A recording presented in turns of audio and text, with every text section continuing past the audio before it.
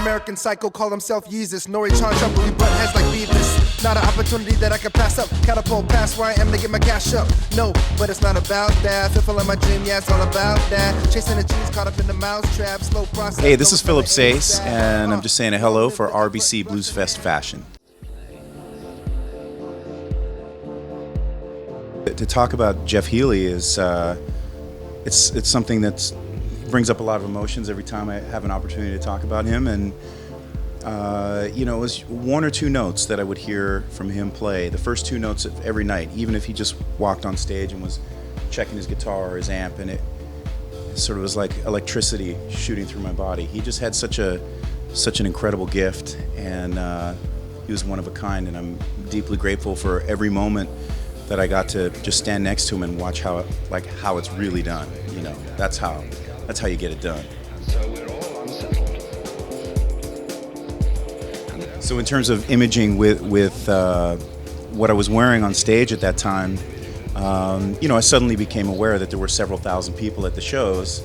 So it was kind of important to put together a wardrobe that, you know, would maybe complement what I was trying to get across as an artist, but also be respectful of the fact that I was performing in Jeff Healey's house that night, so to speak. You know, so if we were on the road, people came to see Jeff, so I wasn't going to wear like a panda suit or something. You know, I was trying to wear. But sometimes, you know, I look to artists that I really admire. Certainly, people like Jimi Hendrix, Stevie Ray Vaughan, and you know, many other artists that certainly had a big style to them, and I think gravitated in that area.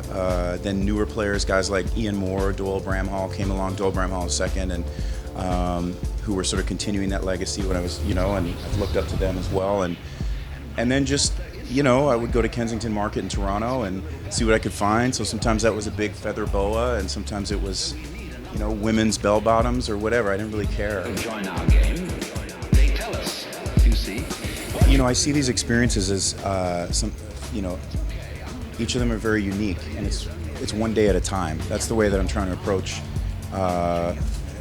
this, and I'm extraordinarily grateful for these learning experiences with these artists that I certainly deeply admire and look up to. And you know, what I'm trying to do is just be the best me that I can be in it, and wear my influences loud and proud, but also express them through my own lens. And I think the more work that I can do on myself as a person, hopefully, you know, figuring out every day a little bit more about myself, and to do the best that I can as well to express that through the music, through the art. So the more that I can take care of me in here, first and foremost, and not in a narcissistic way, but like in a way where I can be grounded and connected. My intention is that will reflect through the expression of the art, and hopefully, I mean, maybe it will rub off on someone else and they'll go like, oh, cool. Well, I really love to paint. So I'm just gonna like wave my freak flag high and I'm gonna paint. And I don't give a shit what anybody else thinks. I'm just gonna get wild and I'm gonna do what I want, or I'm gonna dance, or I'm gonna cook. Like that's why we're here. Just like do what makes your heart beat faster. So we need a number of those people. Thank you so much for coming out to Bluesfest this year, 2015. An incredible year, an incredible lineup. And I just want to say what an honor and a privilege it is to be here. Thank you very much for having us, and we look forward to seeing you again really soon. Thank you. Gotta do it better, you wanna do it forever. Lights so bright, emotions high like a kite. Man, this is so amazing. This feeling's intoxicating. But I want that feeling. Come on.